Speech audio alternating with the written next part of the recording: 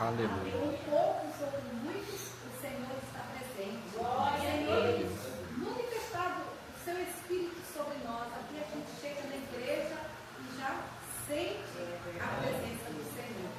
Mas olha, eu não fiquei desamparada não, o pastor está vendo. O pastor chegou, eu até achando que ele também estava acompanhando a pastora. Mas o Senhor é louvado. E essa palavra foi o que o Senhor tocou no meu coração. A oração que ele fez, o sacrifício, o desespero que Jesus estava. E eu pensando comigo, né? Me colocando no lugar de Cristo. Porque a gente não chega lá. Né? Nós somos muito orgulhosos, digamos assim, o ser humano, ele ou muito fraco para se humilhar. O ser humano é fraco para se humilhar como Cristo se humilhou. Mas, estou me colocando, pensando, nesse momento, no sofrimento de Jesus, na angústia que ele estava, e ele querendo um amparo, ele querendo uma companhia. Mas os seus discípulos também já estavam tão angustiados, tão tristes, né? Tão desesperados.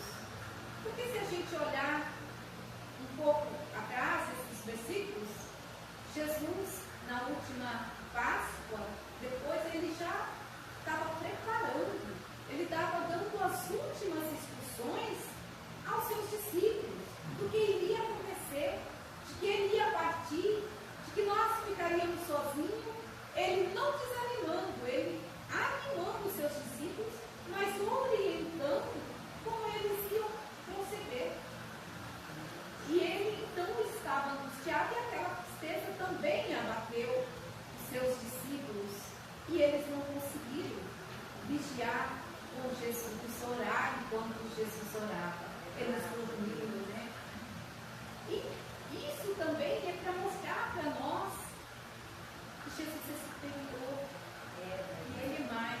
Ele mesmo na condição de humano, de homem, ele sabia de todo o sofrimento que ele ia passar, toda a angústia que ele estava sentindo, mas a fé dele era inabalável. Ele sabia que ele ia conseguir, que ele ia ter, obedecer à ordem do Pai, que ele não ia desapontar o seu Pai, que o propósito de Deus ia ser cumprido. Muitas vezes, quando eu falo, irmãos, quando eu falo alguma coisa aqui na frente, pode ter certeza porque Deus fala comigo. Glória a Deus. Então, através do que Deus fala comigo, eu tenho que transmitir. Mas primeiramente foi para mim. Então, muitas vezes a gente está com uma dificuldade e está achando difícil, dá o desânimo. Aí, dá o desânimo, o que a gente faz? A gente tem que correr, pedir alguém para ajudar em oração, pedir o pastor, pedir a pastora, ora por mim, fica comigo, porque sozinho não vai.